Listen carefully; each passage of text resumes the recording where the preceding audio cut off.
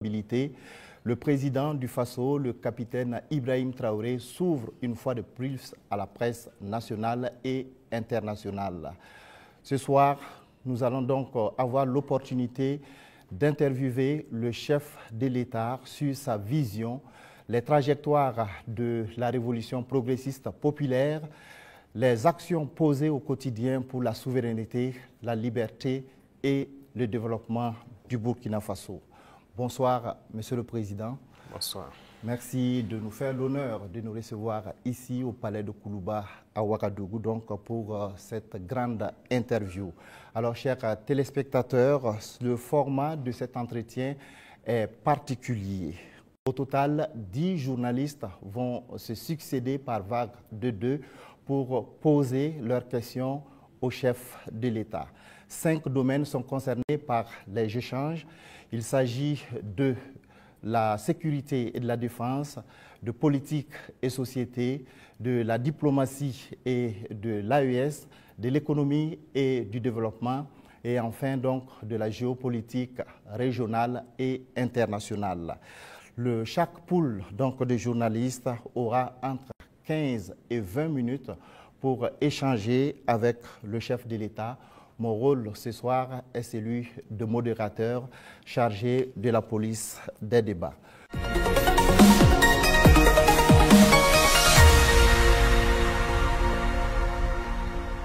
Monsieur le Président, avec votre permission, nous recevons donc le premier groupe de journalistes.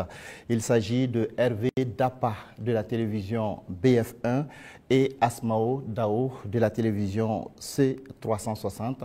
Bonsoir, chers confrères.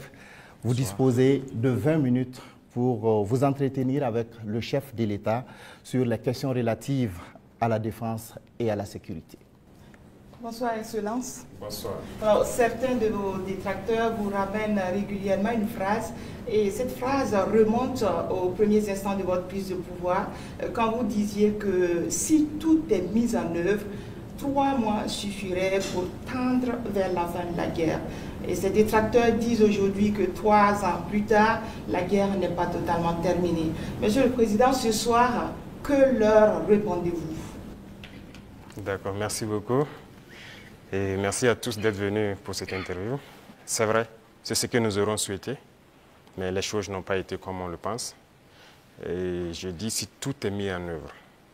Alors, il y a plusieurs perspectives à mettre en œuvre pour pouvoir atteindre cet objectif dans ce laps de temps.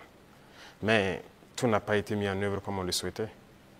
Primo, l'adversité. Alors, dès que nous sommes arrivés au pouvoir, nous aurions espéré qu'on nous laisse travailler très rapidement et pouvoir avancer. Malheureusement, certaines personnes nous ont approchés et ont voulu que nous allions dans leur sens parce que leur objectif n'était pas que la guerre finisse de sitôt. Je veux parler de certaines forces étrangères qui étaient présentes sur notre sol. On a eu des débats houleux avec des diplomates venus d'ailleurs sur la question, mais personne ne voulait qu'on aille dans le sens de finir cette guerre. Nous l'avons compris à travers les messages. S'il arrivait que des gens viennent jusqu'à nous dire qu'il faut qu'on accepte qu'ils soutiennent les terroristes et nous soutenir également, ça veut dire ce que ça veut dire, c'est une guerre entretenue. Donc nous avons très vite compris, on s'est débarrassé de toutes les forces qui étaient présentes ici, que ce soit les forces françaises, les forces américaines, et nous avons compris que la lutte sera âpre. La deuxième chose aussi était nous croyions que nous avions quand même un minimum d'armes et de munitions en stock. Aujourd'hui, je peux vous dire ce que j'ai trouvé par exemple en stock. Il y avait en tout et pour tout au Burkina Faso moins de 100 000 cartouches de Kalachnikov. Et les armes, nous avions à peine une centaine. Comment est-ce qu'on pouvait faire la guerre? Il fallait se rééquiper, redoter l'armée en effectifs, en armement et tout. Ce qui a fait que l'objectif de 3 mois, si ces conditions préalables étaient réunies, c'était bien possible. Mais il n'y avait rien. On n'était pas préparé à la guerre, tant sur le plan équipement que sur le plan effectif. Justement, Monsieur le Président, vous venez de le dire, hein, quand vous prenez le pouvoir, si on veut caricaturer, il y avait plus d'hommes que de munitions dans l'armée burkinabé. Et aujourd'hui, où en est-on avec le programme d'armement de cette armée-là? Et puis, quels sont les signes qu'elle est en train progressivement de monter en puissance? Très bien. Je l'ai dit, je ne peux pas dépeindre toute la situation qu'il y avait, c'était catastrophique. Et comme je l'ai dit, vous pourrez enquêter. Il y a peut-être même dans cette salle des militaires qui étaient sur le front, sans armes. Ça existait dans notre armée. Donc ce sont des situations, on croyait que c'était juste, je ne dirais pas de la mauvaise foi, mais une situation incompréhensible. Pour nous, il y avait les armes et on refusait de doter. Mais quand on a été face à la réalité, très vite, on s'est résolu à chercher d'abord à armer l'effectif qui était là. Et là, ça a été la croix et la bannière. Parce que beaucoup de puissances ont refusé de nous vendre les armes. Et donc, on s'est tourné vers ceux qui avaient envie de nous vendre les armes. Très vite, on s'est équipé. On a recruté les VDP, on a pu payer tout ce qu'on voulait. Le processus, nous avons fait un plan d'équipement pour une montée en puissance. Et comme vous le constatez depuis maintenant 2 ans, les équipements commencent à rentrer. C'est toujours pas fini. Et ça continue de venir. Peut-être que dans quelques jours, vous verrez encore de nouveaux équipements qui seront présentés, qui sont principalement des équipements d'appui. Parce que d'abord, l'infanterie, il fallait l'équiper pour que chaque homme puisse avoir une arme en dotation. Ça, c'était un gros défi. Nous y sommes. On continue de recruter, comme vous le constatez. Chaque année, c'est entre 10 000 et 15 000 hommes qu'on recrute. Ça, c'est un effort considérable. Parce que, quoi qu'on dise, l'adversité est là. Et le volume de terroristes augmente. Parce que les impérialistes recrutent beaucoup de mercenaires qui viennent au Burkina Faso pour combattre. Donc, il faut qu'on s'adapte à la situation. Et maintenant, nous avons notre 3e phase, qui n'est plus d'acheter, mais de fabriquer nous-mêmes. Et nous sommes aussi là-dedans. Donc, c'est ça la montée en puissance. Il faut bien s'équiper, mais aussi créer une industrie de défense. Ça, c'est très important. Dans quelques mois, bien quelques années, on aura ici, nos militaires vont utiliser des armes made in Burkina. Bien sûr. Nous avons la capacité intellectuelle. Il y a de la ressource. Il suffisait juste de chercher. Et voilà. Nous sommes là-dessus. Vous serez surpris sûrement. Alors, Monsieur le Président, cette guerre, est-ce que nous pouvons la gagner? Est-ce que nous allons la gagner? Nous ne pouvons que la gagner. Qu'est-ce qu'on ferait? Soyez sûrs, nous n'irons nulle part et nous allons gagner cette guerre. Je vous ai dit que la menace mue beaucoup, mais nous nous adaptons. Et la force de l'armée burkinabé, c'est que c'est l'une des armées les plus résilientes au monde. La pression que le Burkina Faso a, et je ne pense pas que sur cette terre actuellement, il y a un pays qui a cette pression. Mais nous tenons, nos hommes se battent et nous nous adaptons constamment à la menace. Et nous comprenons d'où vient la menace, comment ça se manifeste, c'est ça le plus important. Et actuellement, je peux vous rassurer que bientôt, nous parlerons d'un albinos noir qui va apparaître. Et vous verrez. Ne me demandez pas de quoi il s'agit, je pense que vous comprendrez plus tard. La guerre va finir et très vite. Justement, pour gagner cette guerre, vous venez de le dire, il faut des armes et il faut aussi des hommes. Et surtout des hommes déterminés. La détermination, vous le savez, c'est le game changer majeur. C'est ça qui fait la différence dans toute guerre.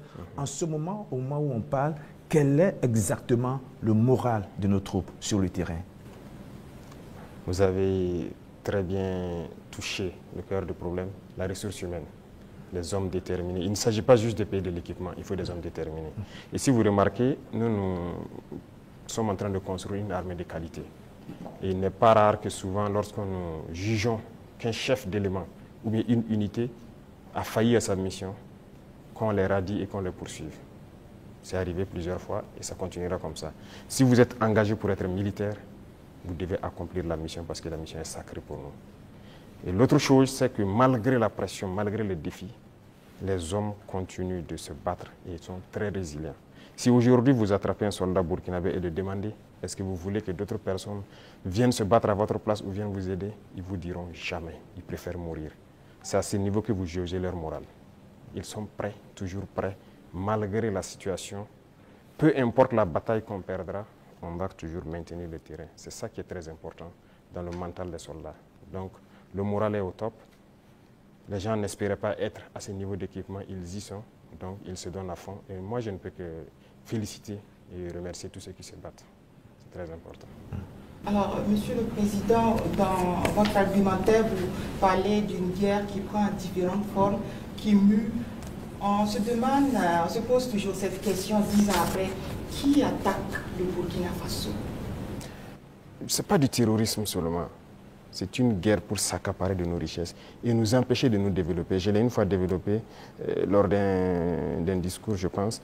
Je disais que si nous, on arrive à exploiter convenablement notre sous-sol, à transformer ce que nous sommes en train d'exploiter ici, ce que nous produisons, il y aura un sous-emploi chez eux là-bas. C'est une bataille. Ils pillent nos richesses pour pouvoir survivre. Donc c'est une guerre d'indépendance. Il faut que nous menons cette guerre pour être totalement indépendants, décider de notre développement, de notre trajectoire. Donc c'est de ça qu'il s'agit actuellement. Monsieur le Président, vous venez de le dire, on parle de sécurité et de défense du Burkina Faso. Venons-en à votre sécurité personnelle. Vous venez de l'évoquer il y a un instant, la pression est énorme, elle est grande, le danger vient de partout. Monsieur le Président, rien qu'en 2025, il y a eu plusieurs tentatives de coup d'État qui ont été déjouées. Monsieur le Président, est-ce qu'il vous arrive parfois d'avoir peur? Merci, je pense que c'est la seule force que j'ai. Je n'ai pas peur. Parce que j'ai confiance en vous tous. Ça, c'est la première chose. Il faut avoir confiance au peuple, parce que c'est le peuple qui nous a confié cette mission. Et j'ai confiance au peuple, qu'ils comprendront. Et voilà pourquoi on n'hésite pas aussi à être devant le peuple, pour leur expliquer la situation et leur dire ce qu'il y a. Et ça permet de garder une très bonne relation. Ça, c'est la première des choses. La deuxième chose, comme je l'ai dit, il y a une mentalité qu'il fallait développer au sein même de nos forces. Ça, c'est très important. Actuellement, cette mentalité-là, les gens comprennent pourquoi ils se battent. Vous prenez, il y a quelques années de cela, plusieurs officiers sur le terrain ne savent pas pourquoi ils se battent. Mais si nous savons pourquoi nous nous battons, qui nous avons en face et pourquoi il y a cette pression, les gens comprennent mieux. Et voilà pourquoi nous avons même créé tout de suite l'Institut, l'école supérieure militaire, pour que nous puissions former nous-mêmes nos militaires et les mettre ce que nous voulons dans la tête. Retenez une chose, si vous laissez vos forces être formées par d'autres puissances, ils les mettent dans leur tête ce qu'ils veulent. Ils les endoctrinent comme ils le veulent et c'est plus facile de les manipuler. Mais ici au Burkina actuellement, c'est ce qui fait mal d'ailleurs à beaucoup de puissances impérialistes. Ils n'arrivent pas à pénétrer notre armée. Tous ces bataillons qui ont été créés, tous ces hommes qui sont là, personne n'est venu d'ailleurs les former. Nous sommes bâtis sur notre expérience terrain et nous les avons formés. J'ai personnellement participé à des entraînements de certaines forces au tout début. Donc ça, c'est déjà une deuxième force. Et l'autre force est que si vous avez une mission, un objectif pour votre pays, vous ne devez pas avoir peur. Si vous avez peur, vous hésitez. Si vous hésitez, vous compromettez. Et une fois que la compromission est là, vous êtes foutu. Vous avez tout à l'heure énuméré un certain nombre d'éléments qui font que vous êtes rassuré. J'insiste parce qu'il y a l'histoire aussi. C'est l'histoire qui nous conduit. Ces forces impérialistes, elles sont réelles. En 1961, elles ont eu la peau de Patrice Lumumba en RDC. En 1972, elles ont eu la peau de Kwame Nkrumah d'une autre manière. Et puis en 1987, elles ont eu la peau de Thomas Sankara, toujours avec des ennemis internes et parfois avec la complicité de certains voisins. Vous savez ce qu'on dit, Monsieur le Président, le premier devoir d'un révolutionnaire, c'est de rester en vie pour continuer le combat. Monsieur le Président, est-ce que vous pouvez rassurer toutes ces personnes, tous ces hommes, ces femmes d'ici et d'ailleurs qui commencent à espérer que vous allez rester en vie? Ils manipulent toujours de l'intérieur, nous sommes très bien conscients. Et aussi un devoir pour nous, c'est de participer à notre propre sécurité. Ce n'est pas aujourd'hui de dire que je suis chef d'État et voilà, je confie la sécurité juste à des gens. Non, tout le monde participe, moi-même je participe. C'est pourquoi j'ai dit, ce n'est pas juste une affaire de ceux qui sont à côté de moi, c'est une affaire de tout le peuple. Et la sécurité, ce n'est pas une affaire d'hommes de tenue et tout ce que vous pouvez imaginer. C'est tout un ensemble. C'est aussi des comportements, des manières de vivre. Il faut éviter beaucoup de choses que peut-être des erreurs ont été commises dans le passé. Et nous avons lu beaucoup sur tous ceux dont l'impérialisme a eu la peau et nous avons appris beaucoup de leçons. Voilà pourquoi on dit on ne laissera pas les choses se répéter. On anticipera, quitte à ce que les gens interprètent comme ils veulent, on va anticiper. Mais parce que nous avons compris le message, l'espoir qu'il y a, on fera tout pour anticiper toujours les actions de l'impérialisme. Monsieur le Président, du regard de la journaliste que je suis, je me dis qu'il y a un encerclement des pays de l'AES. Quand je regarde un peu en Côte d'Ivoire, il y a un camp militaire à Odiéné, près du Mali et du Burkina. Le Sénégal installe des unités à la frontière avec le Mali, sans oublier également le Bénin qui fait frontière avec le Burkina Faso et le Niger. Est-ce que, Monsieur le Président, vous partagez ce point de vue? Est-ce que vous voyez les choses de cette manière? Je pense que quand vous décidez de faire la révolution, il faut vous apprêter à cette adversité. C'est une logique qu'ils nous encerclent. C'est logique qu'ils essaient de nous faire tomber. C'est logique. C'est comme je dis, c'est une bataille. Ils se battent pour leurs intérêts. Et c'est à nous, si on a décidé de faire la révolution, de tout mettre en œuvre pour que cet encerclement soit vaincu. Vous voyez, l'Afrique, on a l'habitude de ne pas avoir d'abord une armée forte. Il n'y a pas d'État s'il n'y a pas d'armée forte. Mais bon, c'était le système. Comme je l'ai dit une fois aux couleurs, ils sont venus nous flatter. Non, il ne faut pas vous armer. Même dernièrement, je pense qu'il y a dans une interview un général américain qui l'a dit encore que nos pays n'ont pas besoin d'être militarisés. C'est leur conception. Nous sommes comme des enfants, c'est eux qui doivent venir s'asseoir, faire la sécurité pour nous. Et beaucoup de pays sont dans cette situation. Ils ne construisent pas d'armée.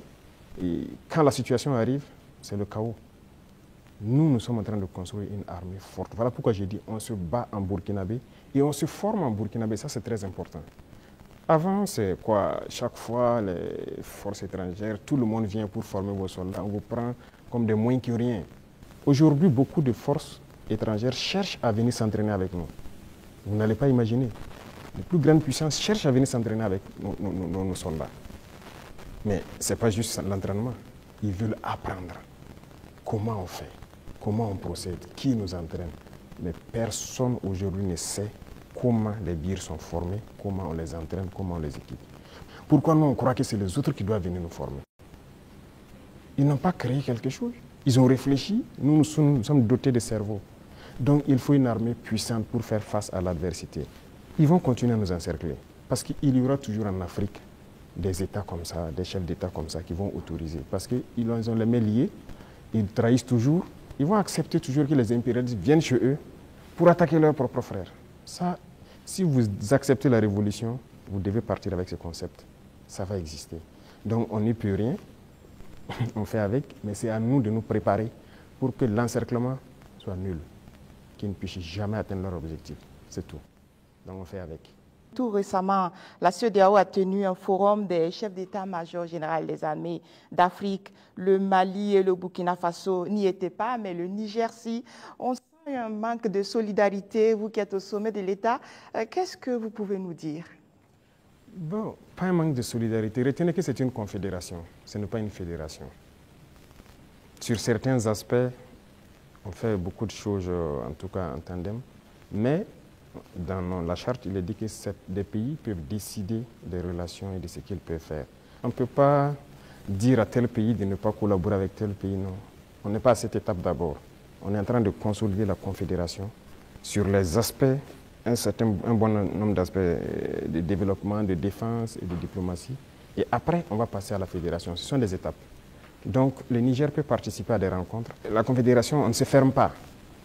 On fait des ouvertures, on côtoie tout le monde. Nous sommes très panafricanistes. On est vraiment ouverts à l'intégration, à tout ce qu'il y a, mais avec des principes. Alors, exceptionnellement, comme il s'agit de défense et de sécurité, on vous laisse une dernière question. Merci Sagnon, mais la question que je vais poser, pardonnez-moi, ne fait pas partie de la défense ni de la sécurité, mais de vos relations avec nous, les médias.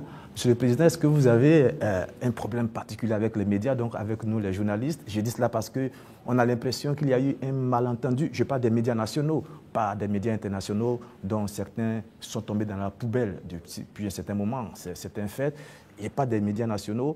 On a l'impression qu'il y a eu un malentendu au début et il y a quelque chose, un brouillard comme ça qui est là.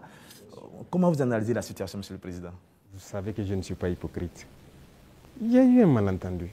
Il y a eu un brouillard au début, mais aujourd'hui, je dois dire que je félicite beaucoup de médias pour leur travail professionnel.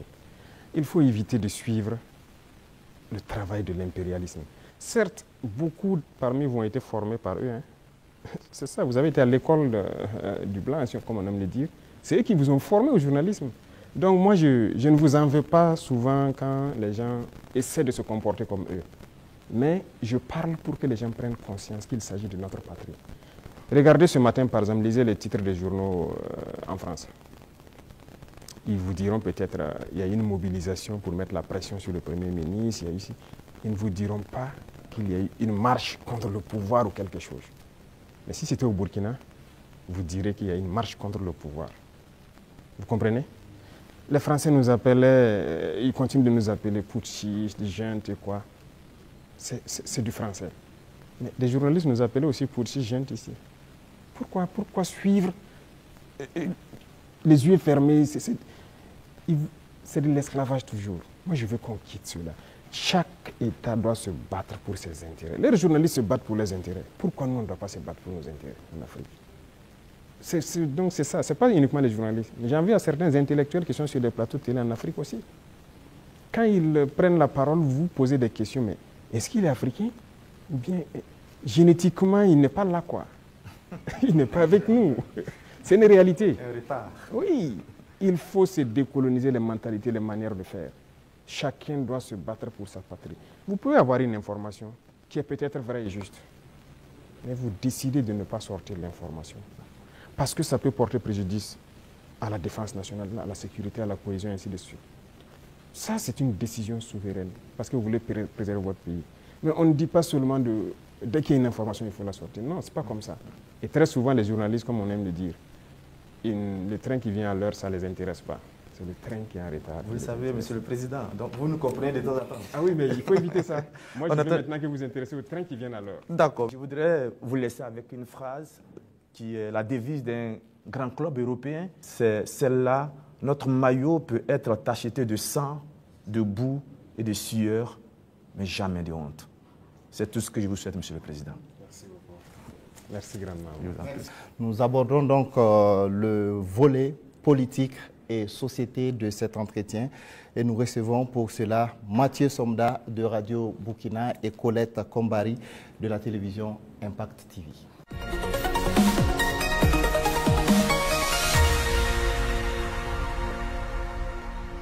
Bonsoir, chers confrères. Vous disposez également de 20 minutes pour échanger avec le chef de l'État sur la rubrique politique et société. Excellence, Monsieur le Président, 30 septembre 2022, 30 septembre 2025, bientôt 3 ans de gestion du pouvoir d'État.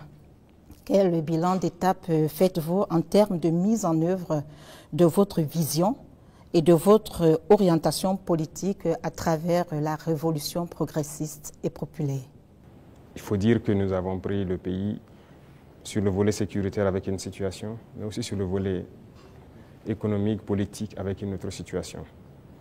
Retenez qu'il y avait beaucoup de réformes à faire. Tellement de réformes qu'on ne pouvait pas les énumérer en un coup. Et donc, nous avions une idéologie que nous avons commencé à mettre en œuvre, la révolution, jusqu'en avril dernier où on l'a proclamée officiellement. Et qui dit révolution, il s'agit de révolutionner tous les domaines de notre vie. Parce qu'on ne peut pas continuer à faire la même chose qui se passait et espérer avoir un autre résultat. Si nous étions dans la continuité, je pense que c'est mieux qu'on laissait les politiciens continuer leurs choses, mais nous avons voulu rompre. Et la rupture nécessite beaucoup d'engagement. Dieu merci, le peuple a compris, les gens ont compris qu'il fallait rompre. Que ce soit en termes de comportement, de pratique, que ce soit en termes de gouvernance, que ce soit en termes d'économie, de commerce et tout ce qui va avec. Et tous les jours, je peux vous dire qu'on continue de découvrir. Parce que le système qui était en place, et moi j'aime caricaturer pour dire que c'est comme un gros nœud que nous avons trouvé. Quand vous défaites un autre apparaît. Quand vous défaites un autre apparaît. Donc il y avait beaucoup de maux dans notre société que nous sommes actuellement en train de résoudre. Et Dieu merci, je peux dire que plusieurs choses ont été lancées. Et le bilan, pour moi en tout cas, c'est satisfaisant, même si je pense qu'on peut faire encore plus d'efforts. Voilà. Et si vous souhaitez, domaine par domaine, vous pourrez me poser des questions, parce qu'il y a beaucoup de choses qui ont été entamées. Excellence, la révolution populaire progressiste, il y a eu des explications certes, mais les Burkinabés veulent davantage comprendre quel est le contenu de cette révolution. Le contenu exact, comme je l'ai dit une fois, je ne le dirai pas. Si vous permettez à tout le monde de connaître les détails de ce que vous voulez faire, on peut anticiper sur votre action. Mais nous avons dépeint voilà, les gros points pour que les gens puissent comprendre où nous allons. Alors, si vous remarquez, dans le modèle même de gouvernance, la lutte contre la corruption et la bonne gouvernance, il y a d'abord l'exemple que les gouvernants doivent donner. Et comme je dis, vous ne pouvez pas être là, une catégorie de Burkinabés, parce qu'on vous a confié des postes. Vous, c'est le choix entre les bons whisky et les bons champagnes, pendant que des femmes meurent en allant chercher l'eau à la rivière, elles se noient ou quelque chose, ce n'est pas possible. Donc, il y a cette idéologie-là qu'il faut avoir pour pouvoir avoir une société de justice. Tout le monde doit pouvoir avoir accès, par exemple, à l'eau potable.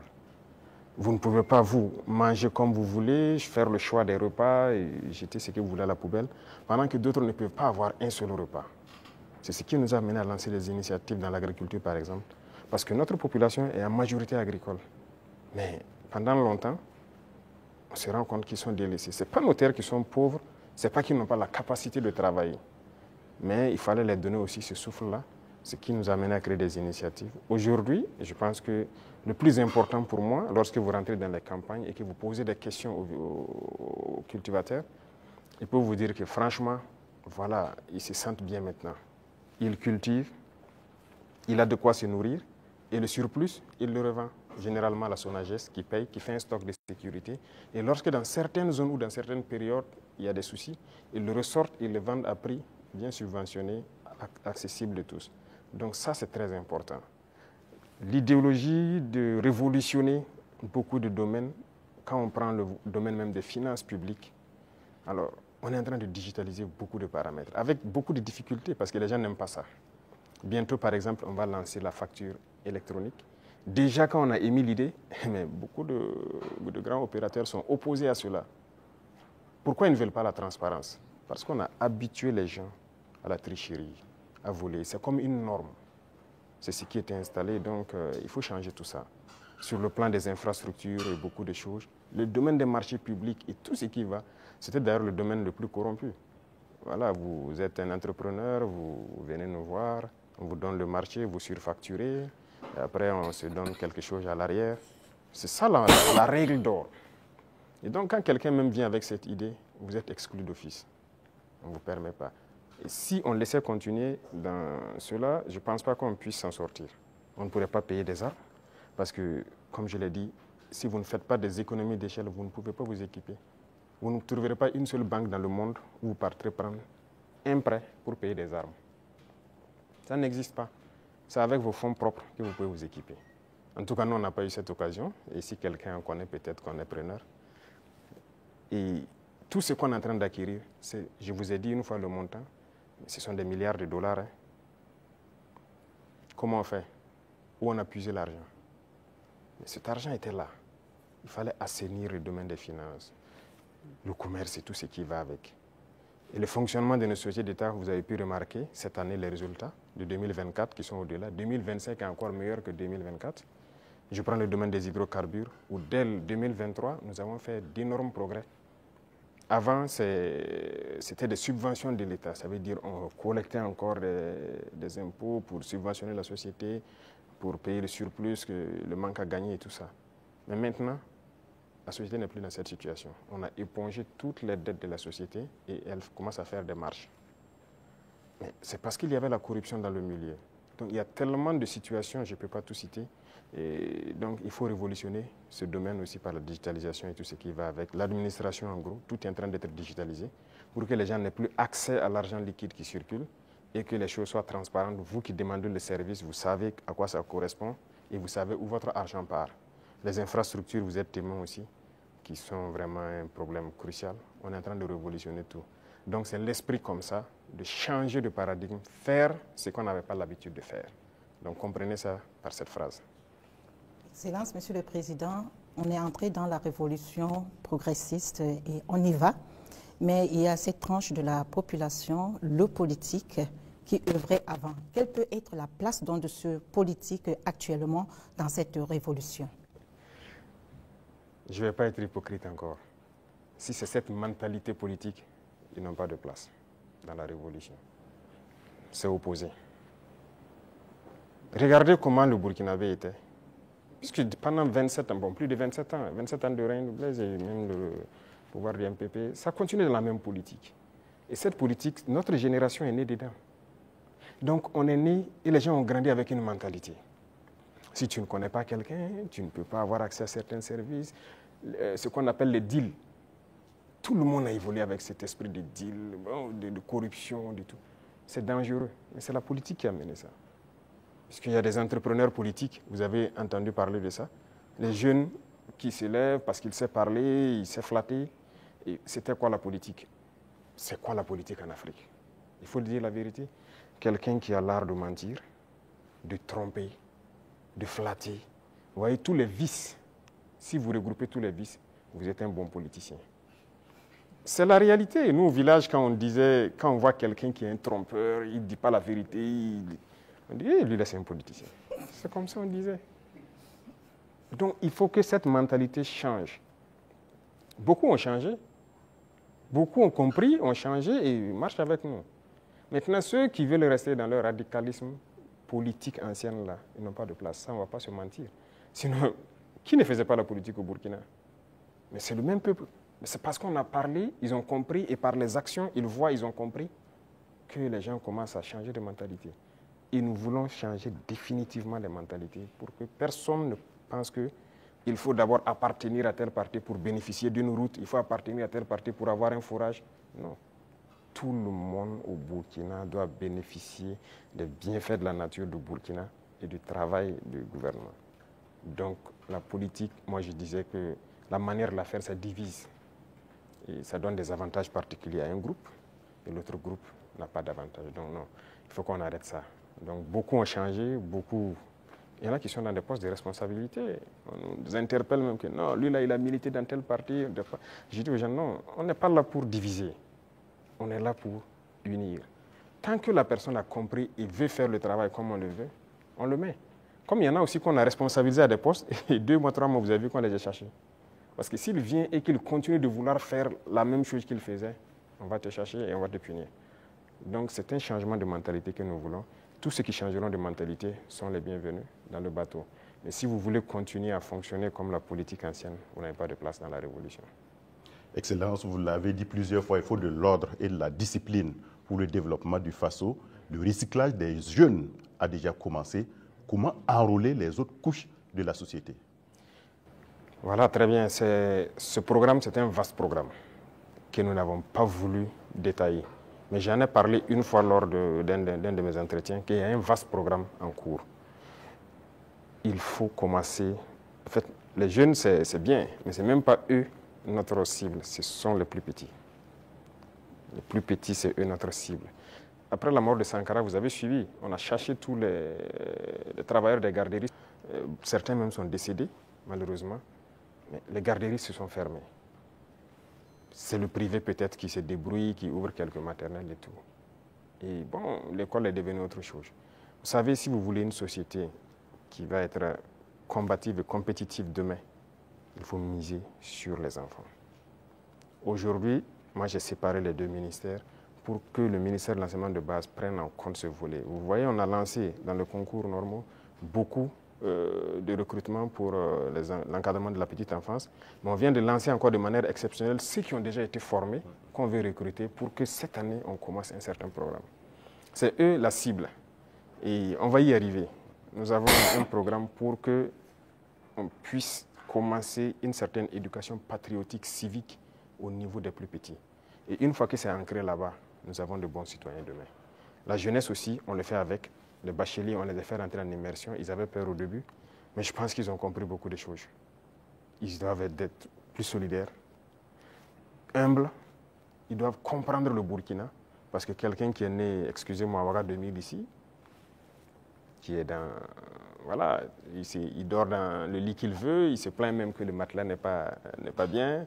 Le matin, il a le choix du petit déjeuner, ce qu'il veut. À l'immersion, il dort par terre, sur la natte. Il comprendra qu'il y a d'autres Burkinabés qui dorment par terre. À l'immersion, il n'a pas le choix du petit déjeuner. S'il y en a, il y en a. S'il n'y en a pas, il mange ce que les autres mangent.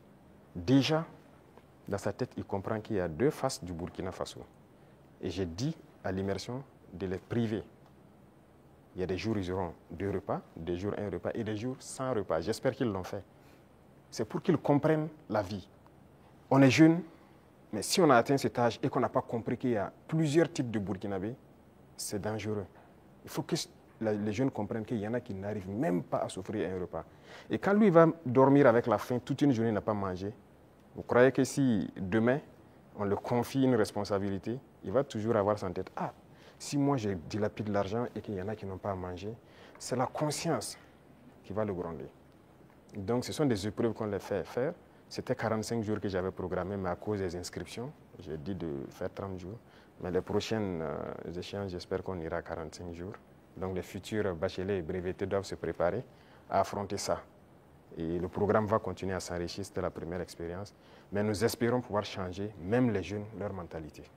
Excellence, en Conseil des ministres, la décision de réformer la loi agraire et foncière, le statut des chefs coutumiers et traditionnels avait été adopté. Quelles sont les motivations? La réforme agraire était nécessaire. Vous savez combien de conflits sont nés dans cette question des terres? Il y a des villages qui se sont machetés, des familles se sont divisées à cause de la question des terres. Il faut que l'État prenne ses responsabilités. Mais si vous hésitez, parce que vous avez peur de déclarer ça, que des gens vont se sentir frustrés ou pas, c'est pourquoi la révolution est la bienvenue. Il faut décider à un moment donné d'arrêter tout ça. Il y avait combien de promoteurs immobiliers au Burkina en 2010? Je ne pense pas, ça ne vaut pas une vingtaine. Subitement, en 2015, on en a plus de 200. Ils ont payé les terres partout, ils partitionnent, ils vendent, ils revendent, ils ont pillé les terres et c'est dangereux. Actuellement, nous avons une application C4 qu'on vient de lancer, on est en train de réenregistrer, mais ce qui se passe est terrible. Même les parcelles dans les villes, les gens vendent et revendent à plusieurs personnes parce que ce n'était pas digitalisé. C'est un gros registre. Vous pensez que quelqu'un peut fouiller les registres, voici le numéro de la parcelle appartient à telle personne, donc toi tu es allé acheter, c'est pas... Donc il y a beaucoup de doublons et ça crée des conflits. Et pendant que ces politiciens-là faisaient ça, ils sont là dans des conférences, des trucs, que cohésion sociale. Vous ne pouvez pas faire de cohésion sociale en divisant les gens sur la terre. Voilà pourquoi on a décidé de prendre nos responsabilités, d'arrêter ce massacre-là. Et voilà, la terre appartient à l'État. Et désormais, on fera tout pour équilibrer au maximum voilà, la situation et que les gens ne se sentent pas lésés. Pour la chefferie coutumière, c'est pareil. Cette loi est là il y a longtemps. Hein. Il y a très longtemps, selon ce qu'on m'a dit, mais personne ne veut. Mais nous, nous avons décidé de mettre la main à la pâte, regarder, parce que la chefferie coutumière, pour moi, ils doivent être respectés, ils doivent être écoutés, ils doivent être ceux-là qui travaillent pour la cohésion sociale. Quand ils parlent, quand il y a un conflit, il y a une situation conflictuelle, ils doivent parler, pouvoir rassembler et que leur voix doit porter. Donc il y a un certain nombre de privilèges, si je peux dire, qu'on a mis autour, des symboles de la nation qu'on a mis autour pour que les gens les respectent. Qu'on le veuille ou pas, on les respecte et qu'eux-mêmes, ils imposent le respect. Parce que dernièrement, les politiciens les avaient détournés. Beaucoup, aujourd'hui, voilà, regrettaient avoir marché aux côtés des politiciens. Il y a des villages où les gens sont divisés, les gens ne respectent plus les chefs. Mais avec cette loi, en tout cas qu'on a amenée à la LT, nous avons essayé d'élaguer beaucoup de choses pour que leur respect dans la société puisse être réinstauré. Et ça, c'est très important. Excellence, la lutte contre le terrorisme affecte notre tissu social avec des soupçons d'exaction communautaire. Le vivre ensemble est menacé par endroits. Comment amener les Burkinabés à renouer avec les valeurs cardinales telles que la solidarité, le civisme et la cohésion sociale? Je pense que ces valeurs sont en train de revenir toutes seules. Au contraire, la guerre a forgé aussi à ce que les gens comprennent beaucoup de choses et les gens commencent plus à s'unir. Vous savez, les inégalités sociales créent plus de problèmes de cohésion sociale que le terrorisme. Il y avait trop d'inégalités sociales. Je disais à certains, j'ai dit, écoutez, vous avez mangé à votre faim, vous allez vous asseoir comment avec elle qui n'a rien mangé pour parler de cohésion sociale.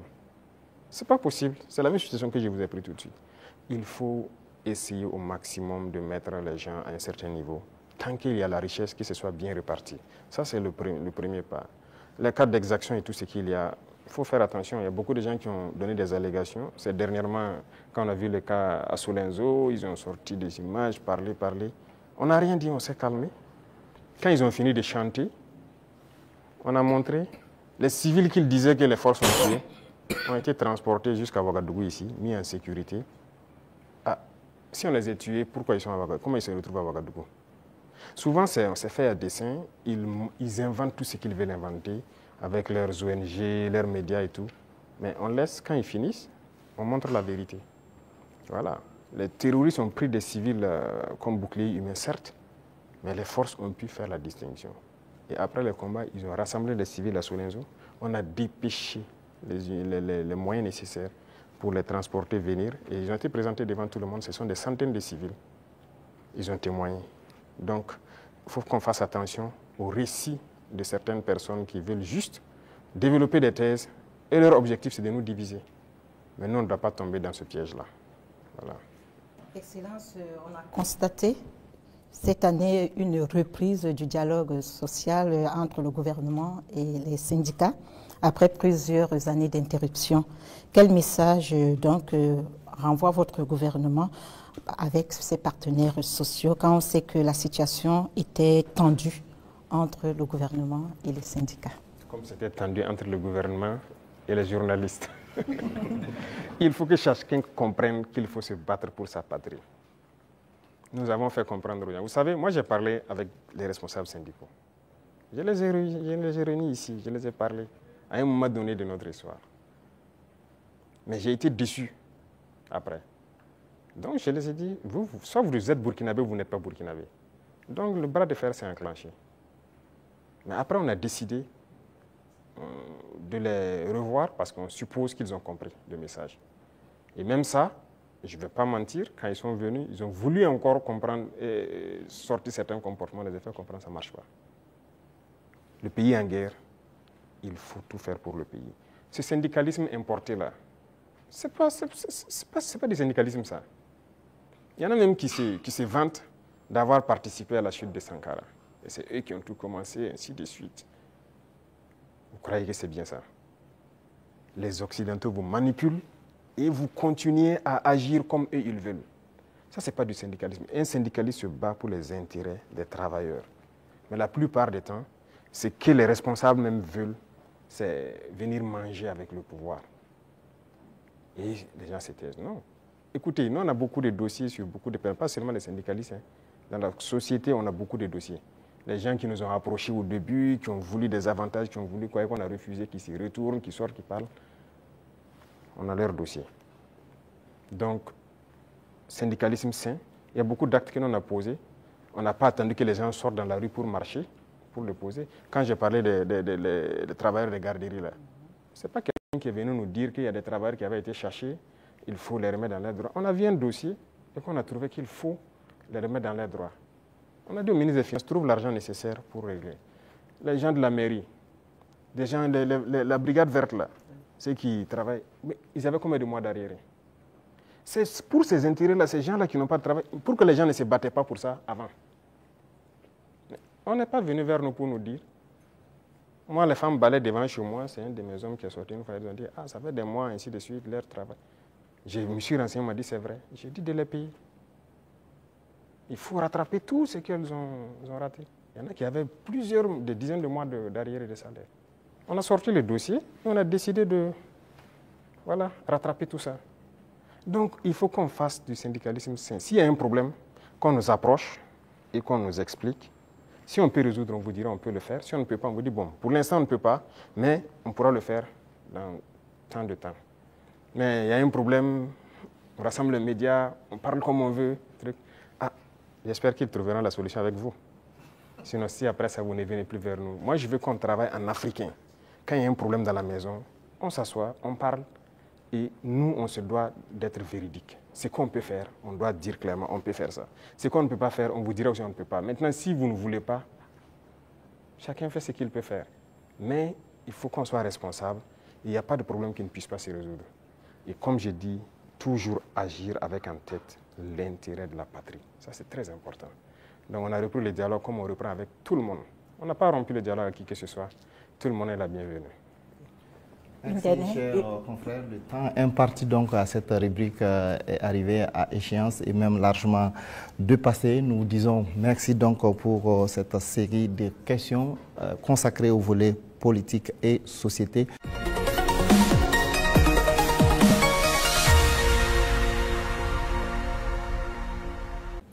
Monsieur le Président, les préoccupations relatives à l'économie et au développement sont portées par Soumaïla Rabo de Savane Média et Jean-Marie Toé des éditions Sidoya. Bonsoir, chers confrères. Vous disposez également de 20 minutes pour vous adresser au chef de l'État. Bonsoir, Monsieur Sayon. Monsieur le Président, malgré la crise sécuritaire et la conjoncture internationale, l'économie burkinabé se porte bien. Avec 1,5 de progrès sur le taux de croissance économique en 2024. On sait que l'amélioration de la situation sécuritaire y est pour beaucoup, mais aussi l'agriculture et le secteur des services. Qu'est-ce qui est fait par le gouvernement dans l'immédiat pour permettre à l'économie nationale de continuer sur cette lancée? D'accord, merci. Je vois que ce sont des chiffres macroéconomiques. Et nous sommes au courant et on fait le point constamment avec le ministre des Finances. Il y a des efforts qui sont faits. C'est vrai qu'il y a des zones qui ont été sécurisées qui nous permettent de produire. Et donc la production agricole a beaucoup grimpé, ce qui permet une transformation au niveau des petites unités que nous avons, mais aussi de l'exportation pour les excédents de certains produits. Donc ça contribue beaucoup à la balance commerciale. Il y a aussi la question même de l'exploitation minière. Donc il y a un certain nombre de mines qui avaient arrêté l'exploitation, si vous vous souvenez, d'autres en 2020, d'autres en 2018 même, mais qui ont repris aussi. Et tout ça, ça contribue donc à cette croissance-là. Et nous poursuivons dans ce sens. Et actuellement, si vous voyez par exemple le secteur minier, la tendance du gouvernement, c'est d'exploiter notre or nous-mêmes. Donc il y a des mines qu'on vient de reprendre le contrôle, et on continuera à reprendre le contrôle petit à petit, ou à co-exploiter avec les sociétés qui sont déjà là. Parce que la règle, c'était quoi? Quelqu'un vient, il prend le permis, il l'exploite, 10% au gouvernement et le reste, c'est pour lui. Et d'ailleurs, 10%, on n'a pas de contrôle. Donc tout ça, actuellement, on est en train de reprendre le contrôle vraiment pour s'assurer qu'est-ce qu'il sort de notre sous-sol et prendre aussi une part importante. Donc tout ça contribue donc à la croissance économique, vu aussi les initiatives qu'on a lancées dans le domaine agricole. Beaucoup d'autres spéculations ont été donc financées et ça permet en tout cas une bonne croissance. Mais pour moi, le plus important, c'est quand souvent le ministre des Finances apporte les chiffres, il dit bon, c'est très bien, mais j'envoie quelqu'un, va au marché, tu vois, ce qu'on appelle Anampa Moré. Ça coûte combien une boîte de maïs, ça coûte combien une boîte de mil. Et va aussi dans tel, je prends les informations. Si le coût a baissé, on sait qu'il y a un impact sur la population. C'est ça qui est le plus important. Donc ce travail, on le fait constamment et les services de renseignement même sont mis à contribution pour qu'on ne dise pas un chiffre macroéconomique qui a une croissance de voilà, 1,5, mais qu'il n'y ait pas d'impact au niveau donc, des couches vulnérables surtout. Donc on continuera cette progression s'il plaît à Dieu. Monsieur le Président, si la volonté c'est de soulager davantage le panier de la ménagère et améliorer le pouvoir d'achat du consommateur, peut-être faut regarder du côté de la SONABI, la Société nationale burkinabé d'hydrocarbures, que vous avez trouvé déficitaire en fin 2022 et qui est aujourd'hui pratiquement surliquide parce que c'est la championne des sociétés d'État. C'est la moitié des bénéfices de 2024 réalisés par les sociétés d'État. Est-ce qu'il ne faut pas maintenant diminuer le prix du carburant? D'accord, merci. Je pense que c'est une question que les gens peuvent se poser. C'est très bien, on a fait des progrès, mais quand est-ce qu'on a équilibré et qu'on a commencé à avoir des bénéfices? Qu'est-ce qu'on a fait? Ça, c'est très important à comprendre. Et l'autre chose, c'est que est-ce que ces bénéfices ne participent pas à quelque chose d'autre au profit donc, des populations? Je prends un exemple. On est en train de créer des brigades de construction des routes au niveau de chaque région. Vous voyez notre réseau routier, déjà ce qui est existant est dégradé, même la RN1, si vous quittez ici jusqu'à surtout la zone de Kokologo et tout ça, c'est carrément dégradé. Ça veut dire qu'on a un besoin important d'investissement dans le secteur des infrastructures routières. Et la SONABI doit participer beaucoup. Je viens de leur confier cette nouvelle mission parce que le carburant qui va ravitailler les différentes brigades, même le bitume et tout ça, la SONABI va devoir s'en charger. Si on baisse, le rythme va baisser. Mais vous voulez qu'on aille vite ou pas? Et il y a aussi une question de, je ne dirais pas de comparaison. Vous voyez, le carburant se retrouve moins cher au Burkina que certains pays côtiers. Nous, on part chercher le carburant là-bas, on fait le transport jusqu'au Burkina, mais c'est moins cher par rapport à ces pays. Vous pouvez expliquer ça? Si on doit monter à leur niveau, on fera beaucoup de marge. Et là même, je peux vous dire qu'on pourra bitumer beaucoup plus de routes qu'on le pense. Mais on garde toujours comme ça parce qu'on veut aller vite. Aujourd'hui, vraiment, il faut remercier le peuple et les amis du Burkina Faso. Beaucoup de gens contribuent, par exemple, la façon Mebo pour embellir les villes, pour faire les routes et tout ça. Mais à un moment donné, le gouvernement aussi, d'abord, a commencé par financer, mais on va devoir financer pour que le rythme continue. Donc, c'est une symbiose entre nous et le peuple. Et je pense que s'ils comprennent l'effort qu'on fait, là où leur argent part, les gens doivent comprendre que, bon, on peut rester sur cette ligne. Quand on atteindra un objectif donné, on va pouvoir baisser, ça c'est logique. Personne ne va être riche et vouloir que ses enfants vivent dans la misère, si je peux dire ainsi. Donc les richesses seront partagées, mais nous avons du retard et on doit rattraper le retard. Tout de suite, par exemple, je vous disais qu'on ne peut pas continuer à payer l'équipement militaire, il faut qu'on produise. Et pour produire, vous avez besoin de construire des usines. Vous n'irez pas quelque part demander un prêt pour construire une usine de ce genre ou quoi. Non, personne ne va vous donner ça. Même les équipements qui constituent même l'usine, personne même ne veut vous vendre. Donc ça, c'est à l'interne. Il y a beaucoup de choses qu'on fait. On ne vous donnera pas de prêt pour ça. Et regardez tous ces équipements de façon merveilleuse, quoi. C'est combien de milliards? Ce n'est pas le prêt de quelqu'un. C'est l'argent du contribuable. Donc ce sont des choses, nous-mêmes, on a souhaité pour aller vite. Vous croyez que si j'avais un prêt de 200 milliards en 2023, moi j'équipais tout le Burkina Faso en 2023? Mais personne ne veut vous donner des prêts sur ce volet-là. Donc finalement, c'est l'argent du peuple qui équipe le peuple. Donc il y a beaucoup de domaines, on le fait nous-mêmes. Et donc ça a besoin d'un minimum de sacrifices. Quand on va atteindre le niveau, ne soyez pas surpris. Dès qu'on se sentira que voilà, on peut le faire, on va le faire. Alors, Excellence, dans le secteur des infrastructures, avec l'ONBA, Faso Mebo, tout comme dans les industries avec Faso Kosam, les usines de tomates, la SM Sosiko, les mines, l'État est de plus en plus présent. Est-ce que l'État n'est pas en train de se substituer au privé? Ah, ça c'est une très bonne question. Alors, il faut faire un choix.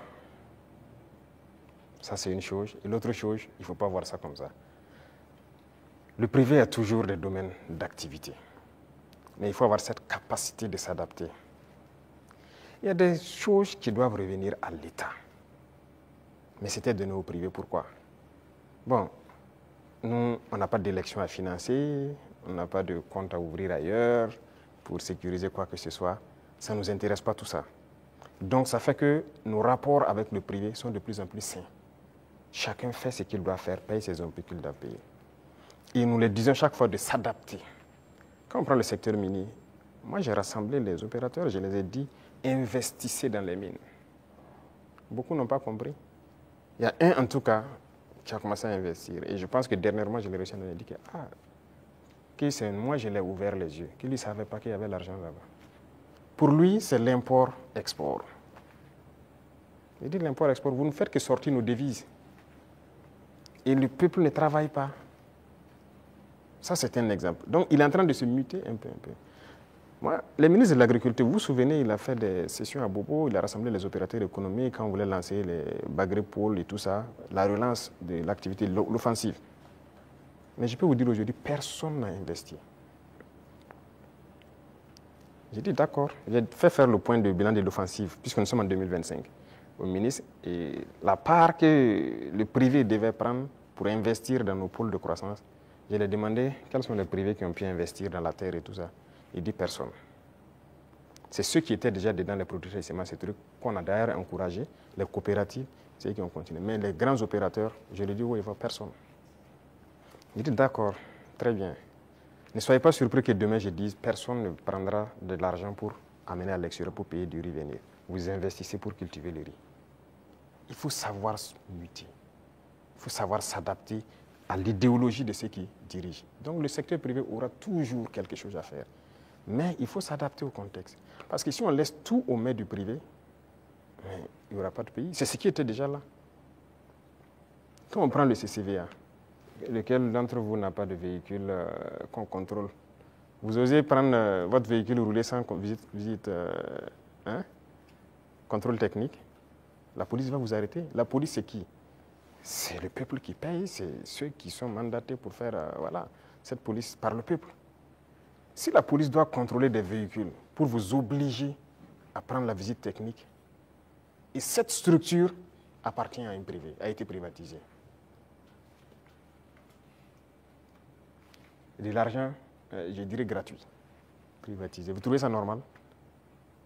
La Sosuco, c'était privatisé. Beaucoup de sociétés sont privatisées. Mais ça peut faire rentrer de l'argent pour l'État et que l'État doit travailler pour tout le monde. Si vous privatisez tout, on fait quoi? L'État gagne l'argent où? On ne veut pas construire notre pays? On veut rester comme ça, dans ce qu'on connaît là? Nous, on veut construire. On veut produire, on veut que tout le monde vive bien et en paix. On veut voir nos enfants dans d'autres types d'écoles. On veut que notre pays se développe. Et pour ça, l'État doit être responsable et prendre ses responsabilités dans certains domaines. Même le secteur des mines, on est en train de racheter. Les deux premiers mines qu'on a décidé de racheter, ce n'est pas qu'on a retiré, on a racheté. Et vous avez suivi, c'est près de 100 milliards. Mais c'est l'État qui a payé pour racheter ces mines. Et c'est nous exploitons maintenant. Et on fera comme ça. Même les parts que je dis qu'on va prendre, on va racheter des parts. Il faut que l'État soit fort. Si l'État n'est pas fort, vous n'avez pas de pays. Ça, il ne faut pas se leurrer. Le capitalisme ne peut qu'être sauvage. Si vous laissez le capitalisme se développer à un certain niveau, finalement, vous allez vous perdre. Vous, si vous faites une industrie tout de suite pour fabriquer je ne sais pas quoi, vous voulez faire du profit. Au début, vous pouvez mettre une usine qui emploie peut-être 500 personnes. Et au fur et à mesure, vous robotisez. Finalement, votre usine, vous n'avez que 10 personnes devant un ordinateur qui travaille. Les 490 sont au chômage. Nous, on est contre ce système. On régule aussi. Certes, digitalisé, mais une certaine robotisation, on est contre. Donc, on a une idéologie qu'on va dérouler au fur et à mesure, mais il faut que les gens s'adaptent à l'idéologie. C'est pour le bien-être de tout le monde. Sinon, on va se retrouver dans des situations très inconfortables. Voilà.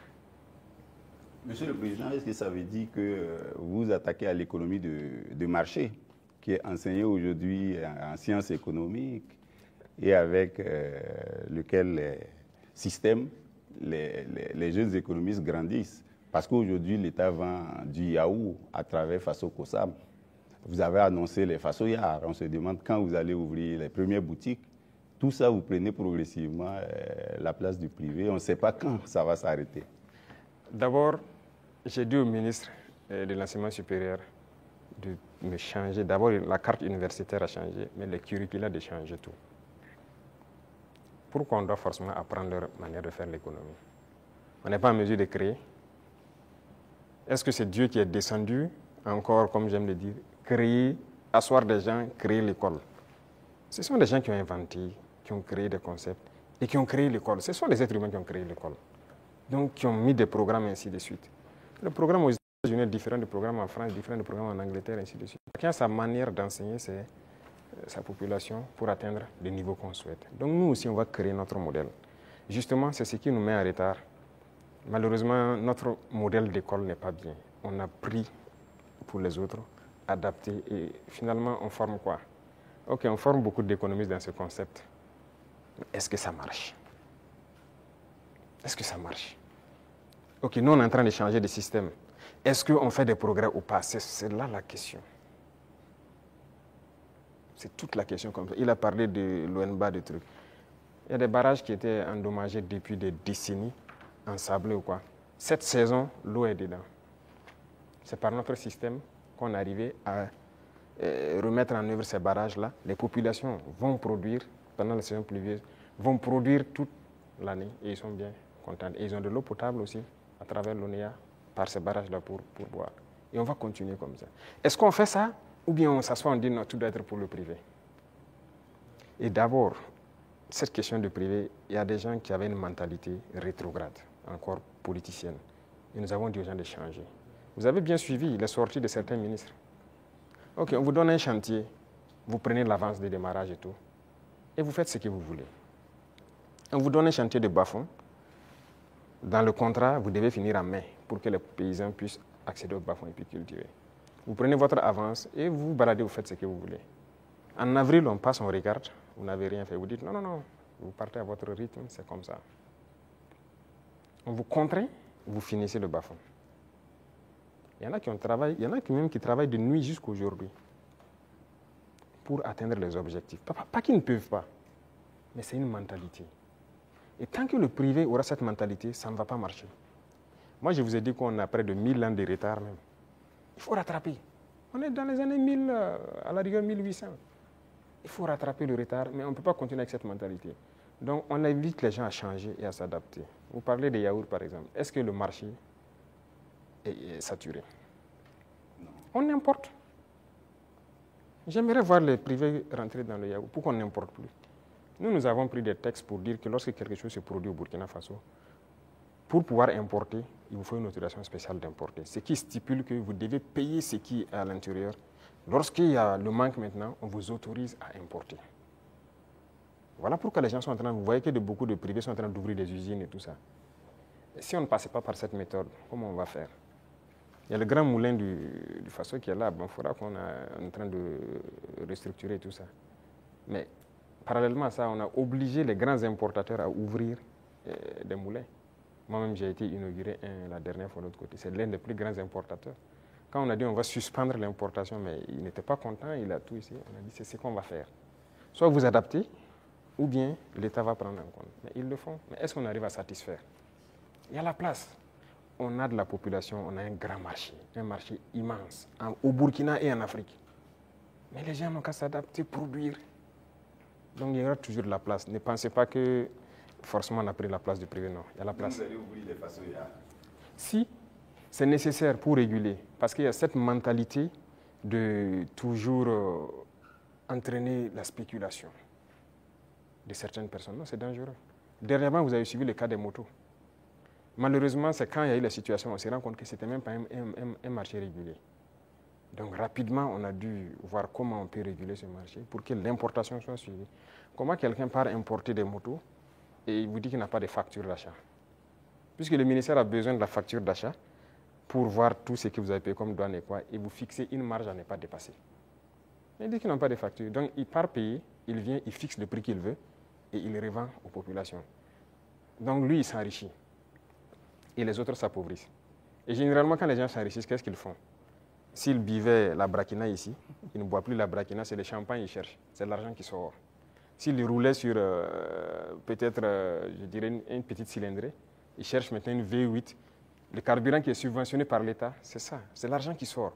Donc il faut qu'on réfléchisse à l'économie. Qu'est-ce qu'on fait? Il ne faut pas laisser sortir des devises. Vous dites que vous voulez la monnaie et vous voulez continuer pour qu'on se comporte comme ça. On ne peut pas se comporter comme ça. Voilà pourquoi l'État est en train de reprendre le contrôle. Si demain, les gens s'entendent, on nous a fait des chantages. Hein.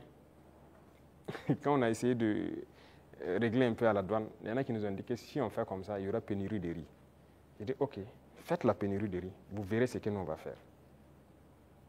Et si demain, des gens veulent s'entendre pour faire pénurie de riz, c'est nécessaire que l'État prenne en compte l'importation de riz. On est prêt à tout. Il faut que les gens changent de mentalité. Allez doucement, cherchez votre intérêt aussi petit soit-il, mais permettez aux autres Burkinabés de vivre et de ne pas les appauvrir. Monsieur le Président, on vous a vu à Lumbila auprès des femmes agricultrices, les accompagner, les soutenir. Mais au-delà de ça, qu'est-ce que vous faites pour donner davantage d'opportunités de gagner des revenus aux femmes du Burkina qui alimentent la petite économie dans les quartiers, dans les villages? Oui. Très bien. Et ça, c'est l'un des points les plus importants. Et j'ai dit même au ministère donc de l'action humanitaire qui s'occupe des questions des femmes, de recentrer l'action, au lieu qu'on soit dans l'assistanat, de recentrer l'action sur la création d'emplois et des petites entreprises. Les femmes ont des qualités. Regardez la transformation à petite échelle de nos produits de consommation. Les femmes peuvent le faire très bien. Elles sont beaucoup plus patientes que les hommes. Et elles savent bien faire certaines choses que les hommes. Il faut encourager à ce qu'elles le fassent. Moi, je suis passé à Tenkodogo le 8 mars. J'ai vu les femmes qui ont fait du couscous préfet, qui est bien pour les forces, le savon liquide qu'elles font et tout ça. J'ai donné des instructions pour qu'on paye le savon liquide de toutes ces femmes qui ont été formées et qui se débrouillent pour faire le savon liquide dans nos administrations. Parce que tout ce qui est là, c'est importé, même chez vous, dans vos bureaux. Tous les savons liquides importés, n'est-ce pas? Ce n'est pas normal, pendant que nos mamans fabriquent ça. Et quand j'ai dit de le faire en temps, on m'a revenu que non, elles n'ont pas de structure formalisée. J'ai dit, je ne veux rien comprendre. Trouvez la formule, c'est leur savon, vous payez. Et vous amenez. Que question d'emballage ou quoi. Même si moi, vous m'amenez dans mon bureau avec les bidons recyclés des eaux de boisson, là, je vais utiliser. Ce n'est pas grave. En attendant qu'on ait ce qu'on... Pourquoi on veut le luxe? Acceptons nos réalités, transformons ce dont on a besoin et consommons ça. Et on va évoluer au fur et à mesure. Une dame qui peut se transformer du savon à petite échelle, si on l'accompagne en lui donnant des marchés trucs, demain, elle peut avoir une grande entreprise qui produit et qui exporte. Voilà la mentalité qu'il faut qu'on développe. Et donc, j'ai dit au ministère là, de ne plus être là dans, vous voyez, l'action humanitaire, l'assistanat, non. Il faut recenser le problème des femmes. On a beaucoup de produits qu'on est en train de faire aujourd'hui. On peut transformer, même à petite échelle, et trouver une formule de rassembler. J'ai discuté avec des femmes à Bobo. J'ai dit, par exemple, les produits oléagineux. Les femmes peuvent produire l'huile brute par coopérative et trouver des gens qui ont un certain niveau, qui mettent une raffinerie en place. Et leur rôle, c'est de payer les huiles brutes et les raffiner pour donner de l'huile parfaite sur le marché. Il faut qu'on aille vers ça. Mais si on s'assoit, bon, je n'ai pas la capacité de faire l'huile et puis la raffinerie coûte cher, tout le monde n'est pas obligé de faire la raffinerie. Mais on peut organiser pour que... Voilà. Donc dans plusieurs domaines, c'est ce qu'on est en train de vouloir développer et permettre aux femmes vraiment de mettre en œuvre tout ce qu'elles savent faire. Donc c'est une politique qui est enclenchée et je crois que vous allez voir les résultats. Ismaël Arabo, Jean-Marie Toé, ce serait donc la dernière question. Merci à vous donc pour vos différentes préoccupations adressées au chef de l'État.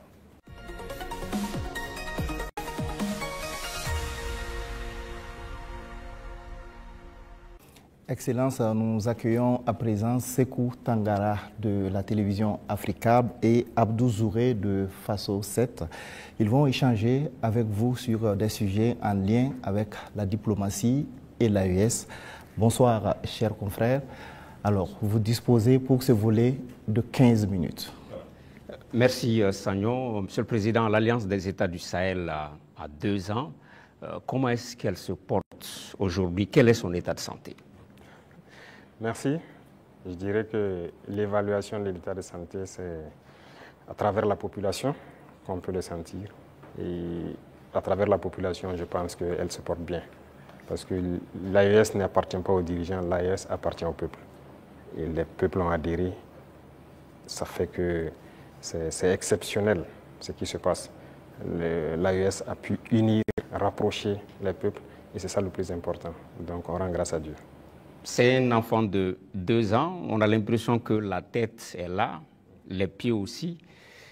Mais, Monsieur le Président, on a l'impression que les bras ne sont pas encore là. On parle d'agence d'exécution, de maître d'ouvrage. Il était question de transformer l'autorité du Liptako Gourmand en agence d'exécution. À quand est-ce que les populations de l'AES pourront voir ces projets de développement, les projets structurants au bénéfice des populations? Très bien. Je pense que là, c'est une mutation qui est en cours. Ce n'est pas définitif d'abord. Il y a toujours la réflexion, parce que c'est un administrateur provisoire qui est là. Et il faut réfléchir comment on peut la rendre effective en agent d'exécution. Donc c'est une réflexion qui progresse toujours. Parce qu'il ne faut pas faire les erreurs de reconduire les mêmes institutions. Si on se calque sur les mêmes institutions qui ont échoué, ça ne va pas marcher. Et quel type de projet on veut faire pour la population?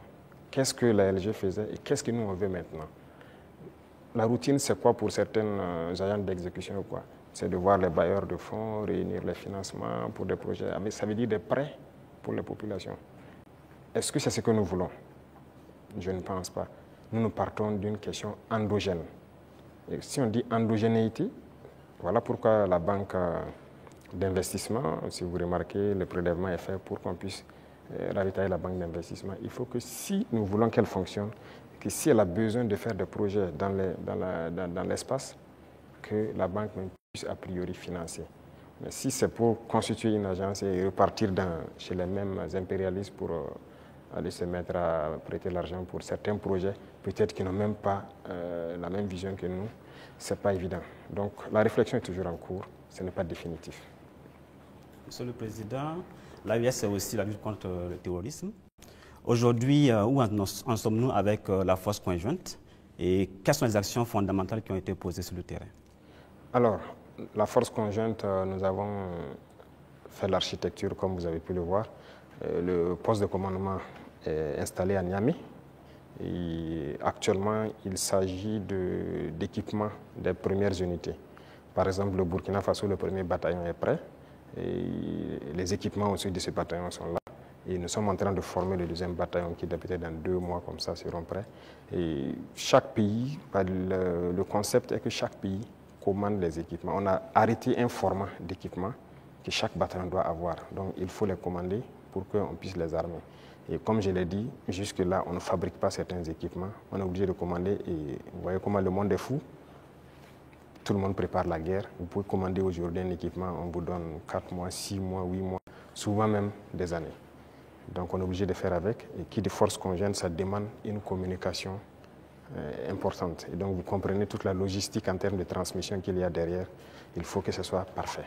Donc voilà pourquoi on ne précipite pas les choses. Déjà, il y a beaucoup d'opérations qui se mènent de façon conjointe.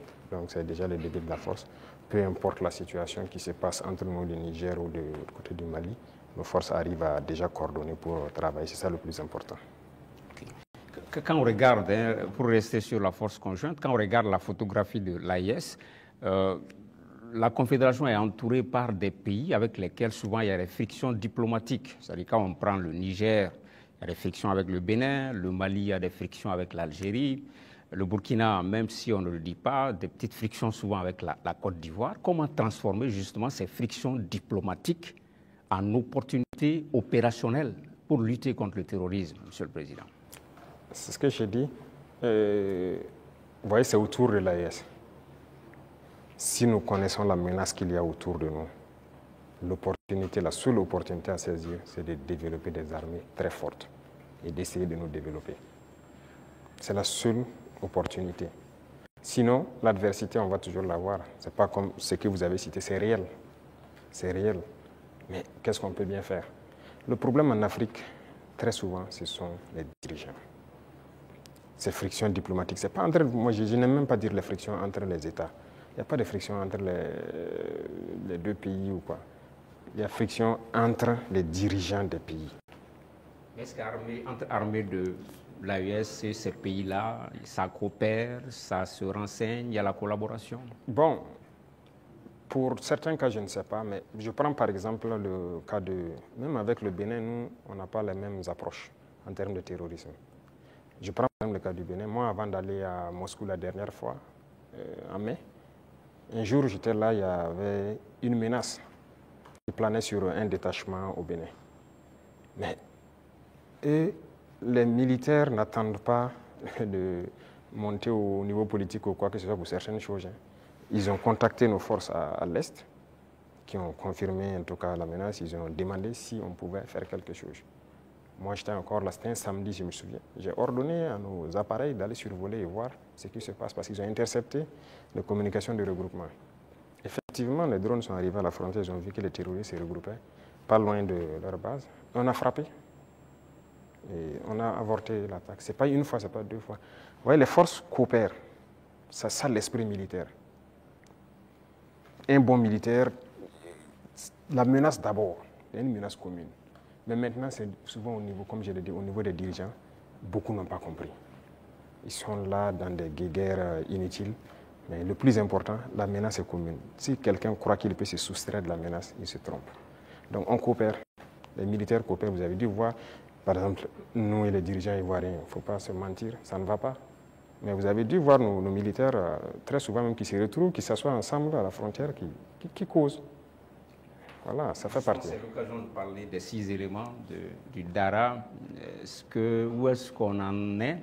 On a entendu les autorités lors d'une conférence de presse, ils en ont parlé. Au niveau du Burkina Faso, comment est-ce que ça se passe? Qu'est-ce qu'ils ont dit? Ils ont franchi la frontière, ils ont été interpellés. Ils sont là. D'accord. Chaque fois que quelqu'un franchit la frontière, il rentre, mène des actions. Si ce sont des civils, généralement, c'est qui rentrent, qui posent des questions, qui font des enquêtes. Ça, c'est de l'espionnage, en fait. Donc, c'est logique qu'on les arrête et qu'on les entende. C'est comme avant ça, il y avait des gendarmes qui avaient franchi en armes. C'est arrivé 2 fois, il y avait 6 et 2 entre-temps. On les avait arrêtés, on les avait amenés jusqu'à Ouagadougou avec les armes, on les a auditionnés. Mais un jour, le ministre de la Défense m'a dit que son homologue l'a appelé et plaidé si on peut les libérer. J'ai vu les services de renseignement et j'ai dit, bon, écoutez, s'ils ne sont pas rentrés avec une mauvaise intention et tout, fraternité d'armes et tout ça, il faut les libérer. Le même jour, ils ont été libérés. Et nous aussi, nous espérions que les Ivoiriens, il y a des civils burkinabés en prison, qu'ils les libèrent. Malheureusement, c'est 2 ou 3 jours après, on apprend le décès de notre frère en prison.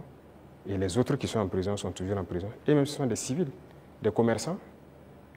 Écoutez, ça, c'est pas de la bonne collaboration. Donc, pour les 6 éléments, on attend. On n'a rien reçu d'abord comme approche ou quoi que ce soit.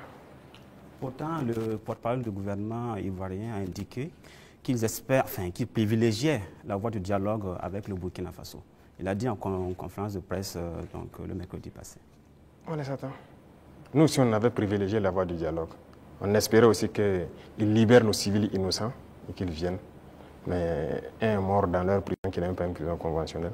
Donc, écoutez, chacun assume ses actes. Et nous, on n'a pas l'art de mentir. Ce qui est réel, on le dit. On n'a pas de personne à nous approcher d'abord. Donc la situation est telle qu'elle. Ouais, voilà. Les relations entre l'AES et la CEDEAO sont claires, elles sont limpides, c'est la rupture. On se pose des questions par rapport à l'UEMOA. Récemment, lors de la conférence des ministres des Finances de l'UEMOA, il était question que ce soit le Burkina Faso qui préside la conférence des ministres. Ça n'a pas été le cas. Comment est-ce que cette question a été abordée au niveau du collège des chefs de l'État de l'AES? Quelle lecture vous en faites? Non, ce n'est pas surprenant. Nous, on était préparés à ça, ce n'est pas surprenant. Vous voyez, il y a des gens qui se prévalent de gouverner toute l'Afrique de l'Ouest et qui sont les... Ça ne marche pas avec nous. Ça ne marche pas, on les a dit clairement. Moi, j'ai des gens avec certains chefs d'État, j'ai dit ça ne marche pas. Y a-t-il de quoi quitter l'UEMOA, Monsieur le Président? Mais s'il y a nécessité. Et peut-être on tend vers ça. Si on ne peut pas gouverner, qu'est-ce que vous voulez? On nous cherche. Ça a été le même cas que la CEDEAO. On nous pousse vers la porte, ben on va partir. Donc on les regarde. La balle est dans leur camp. En préparant l'émission, Monsieur le Président, en préparant l'émission, on a appris que vous aimez cette formule « tout est urgent ». Au sein de l'AIS, est-ce qu'il y a plus urgent, même dans la hiérarchisation des urgences, qu'est-ce qu'on peut privilégier aujourd'hui? Les urgences au niveau de l'AIS? Oui. C'est la question sécuritaire. C'est le plus urgent. Et vient maintenant la question du développement qui est liée à la question sécuritaire. Il faut qu'on libère nos terres et qu'on sécurise nos populations. Ça, c'est l'urgence absolue. Donc, tout l'effort, toute la concentration, même nos tâches quotidiennes doivent être orientées vers ça. Chaque fois qu'il y a un incident, en tant que chef d'État, on doit être au courant et on doit s'intéresser, on doit trouver des solutions et ainsi de suite. C'est ça qui est le plus important. Et réfléchir constamment, récupérer nos terres, sécuriser, faire en sorte que même dans 100 ans, cette situation n'arrive plus. Monsieur le Président, l'AES, c'est un même peuple, c'est un même destin. On est curieux de savoir comment les autres pays de l'AES perçoivent la révolution burkinabé. Peut-être qu'ils viendront en révolution. C'est une étape. Mais il faut savoir que le Burkinabé est intrinsèquement révolutionnaire. C'est le même peuple par la mentalité actuellement qu'on a réussi à inculquer. Mais fondamentalement, vous-même vous êtes Burkinabé, vous savez que non, n'est pas facile. Le Burkinabé est intrinsèquement révolutionnaire. Ça fait que la révolution passe plus facilement. Voilà. Même quand on ne faisait pas la révolution, les gens même réclamaient la révolution. Donc les autres, ils vont aussi proclamer sûrement, j'espère. On n'a pas le choix que de faire une révolution. Sinon, tout autre concept ne marchera pas. Voilà, il faut révolutionner. Ben, merci donc à vous pour ces différentes questions relatives donc, à la diplomatie et à l'AES.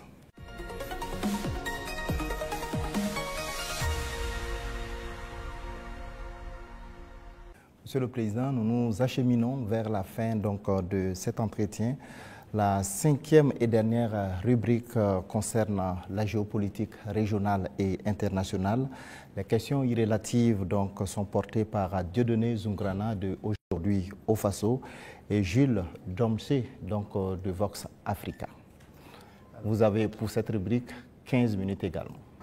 Alors, Excellence, si vous permettez, on va rester toujours en Côte d'Ivoire. Les relations avec ce pays sont exécrables et avec le langage direct et franc du soldat et du révolutionnaire que vous êtes, vous avez eu à dire que les raisons de cette colère, vous n'êtes pas contre le peuple ivoirien, mais contre les dirigeants qui donnent le gîte et le couvert aux déstabilisateurs du Burkina Faso. Alors, à quand et dans quelles conditions peut-on avoir un dégel et un échange d'ambassadeurs entre les deux pays? Ça dépend de... De toute façon, ce n'est pas nous qui avons commencé cette situation. Moi, je me souviens au tout début, même le jour du 30 septembre, est-ce que l'une des premières personnes qui m'a appelé, ce n'était pas le président Alassane Ouattara? Et après, son petit frère est venu par 2 fois nous voir et tout ça. C'est vrai, on peut dire que les relations étaient bonnes, mais il a voulu qu'on suive une certaine direction. Mais comme vous avez dit, en tant que révolutionnaire, nous savons que nous ne sommes pas là pour ça. Nous étions là pour la révolution. Et la révolution, c'est une rupture. On ne peut pas suivre une certaine politique. Et donc, petit à petit, les relations ont commencé à ne pas aller. Et comme vous l'avez constaté, tous ceux qui ont voulu peut-être certains privilèges ou quoi que ce soit n'ont pas eu, se sont mis à se mettre contre nous, se sont déployés là-bas, sont entretenus, sécurisés et tout. On sait de quoi on parle, parce qu'ils savent aussi de quoi on parle, pour agir contre nous. Il n'y a pas quelqu'un qui a quitté la Côte d'Ivoire et qui était venu ici en son temps. Nous avons observé ça pendant près de 2 ans. On les a parlé plusieurs fois. Ils nous ont dit non, il faut qu'on passe par les règles de l'art, il faut que la justice émette des mandats et tout ça. On a fait tout. Ils ne répondent pas.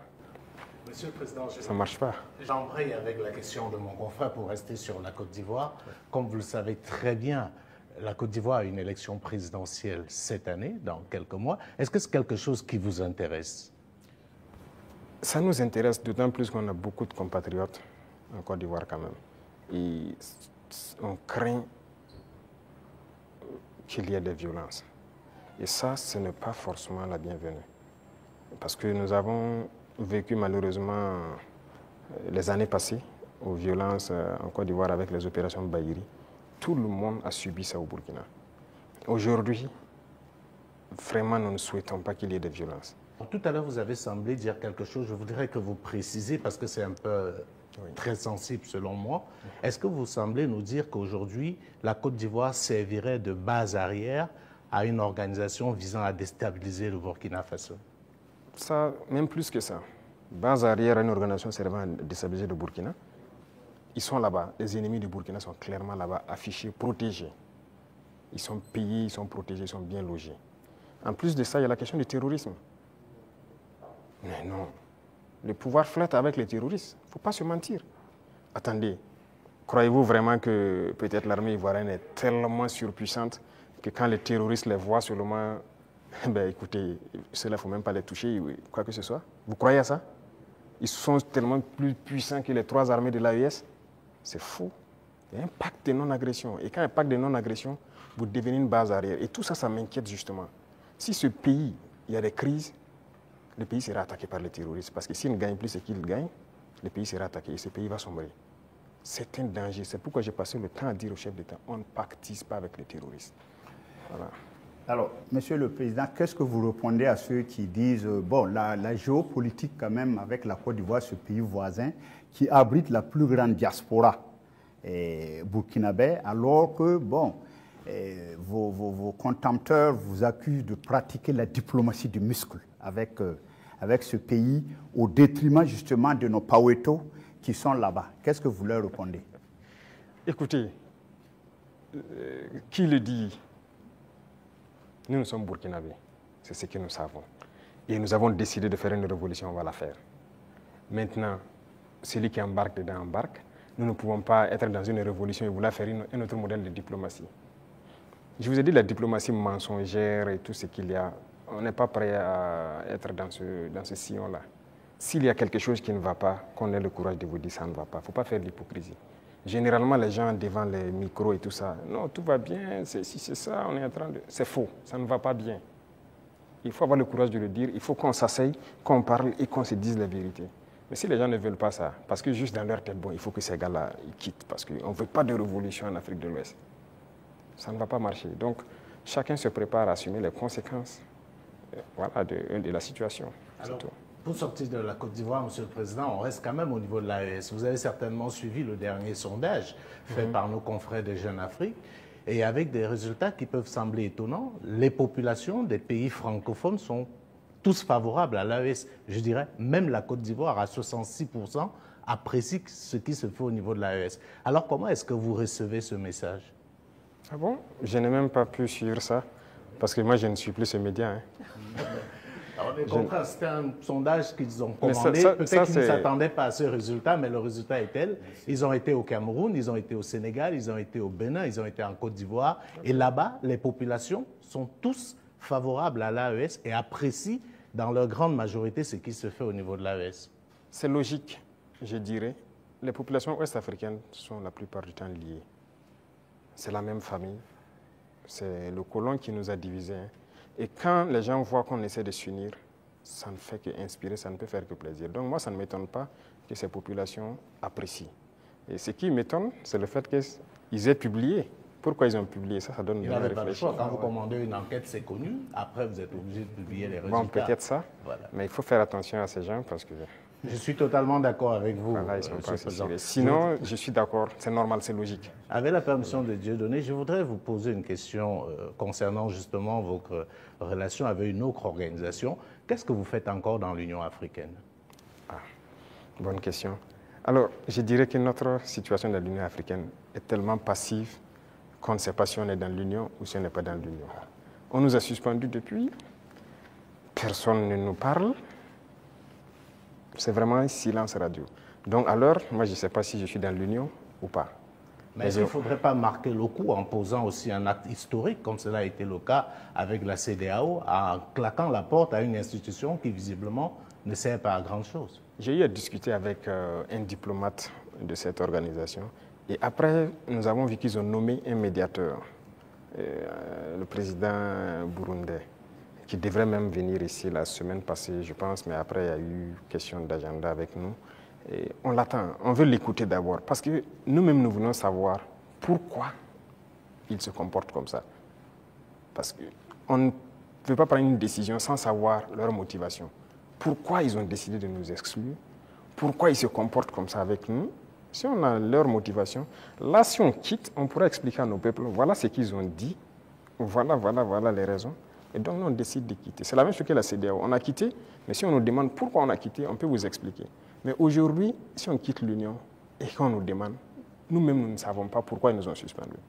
Pourquoi ils se comportent comme ça. Certes, ils ont dit qu'on est anticonstitutionnel, mais au jour d'aujourd'hui, je pense que... Monsieur le Président, vous pouvez aussi quitter parce que vous estimez que c'est une organisation qui travaille contre les intérêts de l'Afrique. Je ne pense pas que l'Union africaine peut être dans une posture révolutionnaire comme celle que vous menez. Non. Par respect pour certaines personnes, voilà pourquoi j'ai dit j'attends que le médiateur qui a été nommé, qui a déjà envoyé son émissaire, prenne contact avec nous. Nous l'attendons. C'est par respect vraiment pour ce président. Nous l'attendons qu'il vienne, qu'on discute, qu'il nous dise ce qu'il y a et nous lui dirons les conclusions de nos débats. Monsieur le Président, on va aller au bord de la mer Noire, en Russie. Alors, la science a l'art de ces instruments. Vous avez fait des études scientifiques. Alors, lors d'un séjour à Moscou, vous avez demandé au patron du Kremlin de nous apprendre à pêcher le poisson au lieu de nous donner le poisson, le transfert des technologies. Alors ça, je pense qu'aujourd'hui, c'est vrai, tout le monde est d'accord que le biberonnage là, extérieur ne peut plus continuer. Alors où en est-on aujourd'hui avec justement ce transfert de technologie? Parce que vous avez parlé tout de suite avec des confrères qu'on va un jour fabriquer même nos armes ici. Alors où en est-on actuellement avec ce transfert de technologie? Alors, je pense qu'ils ont bien entendu le message. Je l'ai clamé en 2023 pendant le sommet de Saint-Pétersbourg, on nous a donné du blé, il ne faut pas qu'on aille encore demander du blé, il faut cultiver. Si on nous donne du poisson, il faut qu'on apprenne à pêcher. Et je pense que les initiatives qu'on est en train de développer, nous avons demandé donc à la Russie d'offrir un certain nombre de bourses d'études à des étudiants burkinabés pour qu'ils aillent apprendre la science. Ils ont accepté. Donc il y a déjà des gens qui sont partis dans certains domaines pointus. Si vous regardez la création de l'agence atomique, on a déjà des étudiants qu'on a envoyés depuis l'année dernière qui sont en formation sur le domaine atomique, qui est une technologie poussée. Et on va continuer d'en envoyer chaque année. Donc il y a plusieurs autres domaines où nous avons demandé des formations. Ce n'est pas la Russie seulement. Même à la Chine, on a demandé des formations particulières et envoyé des étudiants. En Iran aussi, pareil, on est en train de taper en tout cas tous ceux qui ont pu développer des technologies pour envoyer des étudiants formés. Alors géopolitiquement, bon, le capitaine président Ibrahim Traoré aujourd'hui a mis le Burkina sur orbite, comme à l'époque un Sanka. Qu'est-ce que ça vous fait aujourd'hui? Bon, un pays comme le Burkina, bon, certains disent un petit capitaine. Qu'est-ce que ça vous fait géopolitiquement aujourd'hui d'être au pinacle? Écoutez, est-ce que vous avez toujours la tête sur les épaules? On a forcément la tête sur les épaules. C'est une charge. De voir, c'est une mission globale qui nous a été confiée. De voir que tout le monde entier s'intéresse au Burkina, je ne dirais pas une pression, mais c'est une charge. Et c'est une responsabilité. Et on doit de l'assumer avec toute la concentration nécessaire. On n'a pas le droit de faillir. Qu'on le veuille ou pas, nous allons aller dans le sens des peuples. Parce que c'est eux qui ont fait valoir cela. Donc, on l'a vu, le Burkina est vraiment en orbite, comme vous le dites. Et nous travaillons à maintenir le Burkina dans cette posture, à être le pays des hommes intègres, à être le pays modèle, à être le pays qui va quitter cette situation de sous-développement, être dans quelques années un pays très développé, faire un miracle, parce que c'est ce à quoi les gens aspirent. Et aussi pouvoir donner notre part de voix et de tout ce qu'il y a, voilà, pour le bonheur du monde, si je peux dire. Depuis que vous êtes chef d'État, vous voyagez très peu. Oui. Le seul pays en Afrique où vous êtes allé, c'est probablement la Russie, si je ne m'abuse. Et on a vu vos homologues africains aux États-Unis, avec une sorte de photo de classe, avec le président Trump. Et je vous donne un commentaire d'un ami à moi qui me disait « Le capitaine Traoré n'aurait jamais accepté ça ». Est-ce que c'est vrai? Écoutez, moi je voyage peu comme vous l'avez dit. Et je suis parti en Russie 2 fois, mais pour des objectifs bien précis. Il se peut que j'aille vers d'autres partenaires pour des objectifs bien précis. À part ça, je ne compte pas aller faire le tour du monde comme les autres le font. Parce que pour moi, il faut rester concentré, travailler pour son pays. Le président Trump lui-même, il a dit « America first ». C'est l'Amérique d'abord, il travaille pour les intérêts des Américains. Et donc moi, je travaille pour les intérêts des Burkinabés. Si je n'ai pas d'intérêt là-bas, qu'est-ce que je vais aller faire?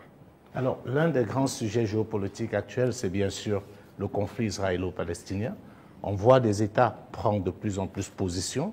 On a vu des États occidentaux, européens, pour ne pas les nommer, dire qu'ils vont reconnaître, et c'est un signe fort, l'État palestinien. Mais comme d'habitude, l'Afrique est quasiment silencieuse. Elle est dans la position attentiste. Est-ce que vous, du Burkina, vous pouvez donner une position qui permet de comprendre un peu ce que pense l'Afrique par rapport à ce qu'on est en train de vivre aujourd'hui dans la bande de Gaza? Je ne peux pas vous donner une position qui permet de voir ce que pense l'Afrique. Certains Africains, ou certains dirigeants africains. Parce que beaucoup de dirigeants africains ont une autre manière de voir les choses. C'est le malheur de l'Afrique, si je peux le dire, on n'est pas unis.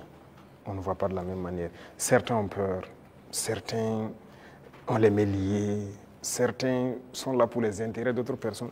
Écoutez, l'Occident a amené des gens qui ont grandi chez eux, tout faire chez eux, venir les mettre chefs d'État en Afrique. Hein. Donc c'est eux qui contrôlent tout ça. Et donc l'Afrique ne peut pas avoir une opinion. Mais je sais qu'au fond de tout un chacun, personne n'aimerait voir ce qui se passe là-bas, se passer chez lui. Mais malheureusement, sur le continent africain, il y a une situation pareille. Au Congo, qu'est-ce qu'on fait même pour le Congo? En République démocratique du Congo. Ça fait combien de millions de morts? Depuis combien de temps? Nous-mêmes, nous sommes en guerre. Est-ce que vous avez vu des pays africains même porter la voix pour le Burkina depuis les 10 années passées? C'est rare. C'est rare. Donc, l'Africain a ce problème-là. Pendant que quand vous voyez en Europe, ils ont un problème. Tout le monde est uni, les gens arrivent à rapidement trouver des solutions. Les États-Unis, c'est pareil. Mais l'Afrique a ce problème. Vous voyez, ça fait 10 ans que nous on se bat.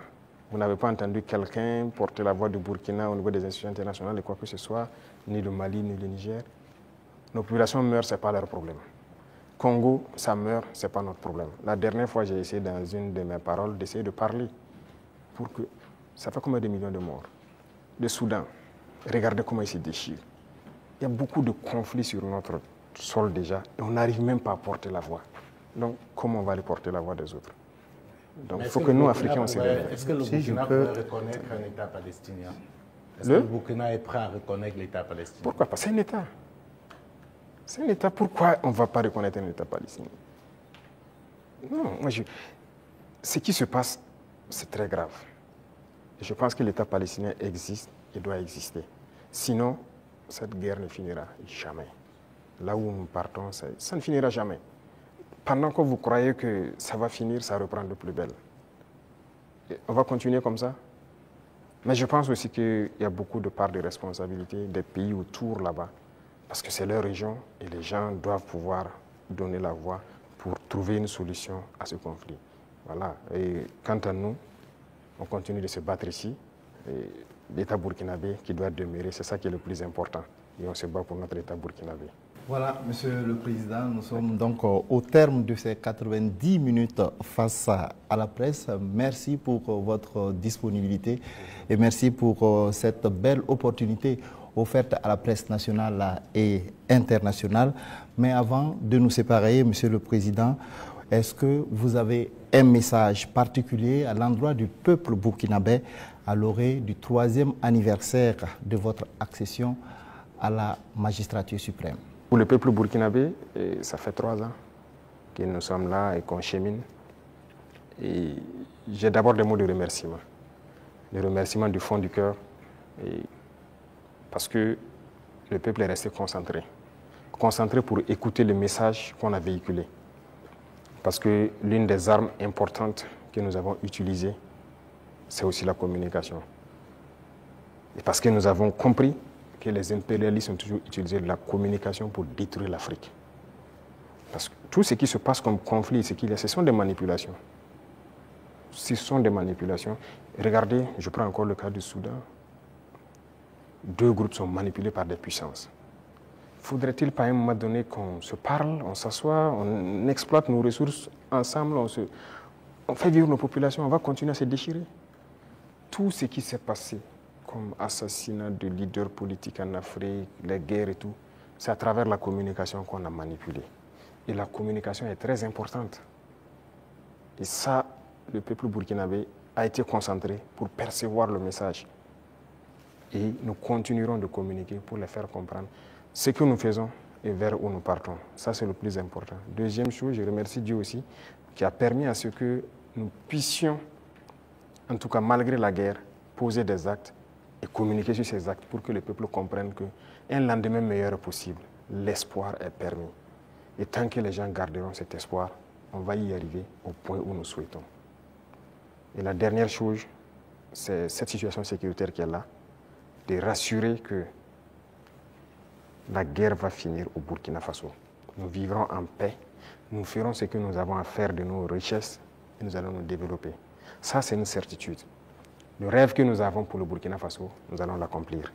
Nous continuerons les derniers bastions importants du terrorisme, nous allons continuer à les conquérir, comme ce qu'on a pu faire en 2025 avec cette grande vallée qui était un gros réservoir économique pour les terroristes que nous avons récupéré. Il y a plusieurs autres endroits où l'orpaillage terroriste continue et tout, pour les ravitailler. Nous allons récupérer toutes ces zones et l'espoir est permis. Donc, bon courage à tout le monde, restez concentrés, résilients et on continuera à se parler. C'est ça le plus important. Une fois qu'on se parle, on se comprend et on avance. Merci. Merci, Monsieur le Président. Ça sera donc le mot de fin. Merci, chers confrères, pour vos différentes questions donc adressées au président du Faso, le capitaine Ibrahim Traoré. Merci à vous, chers téléspectateurs, d'avoir suivi cet entretien avec grand intérêt. Restez donc en compagnie de nos programmes. Merci.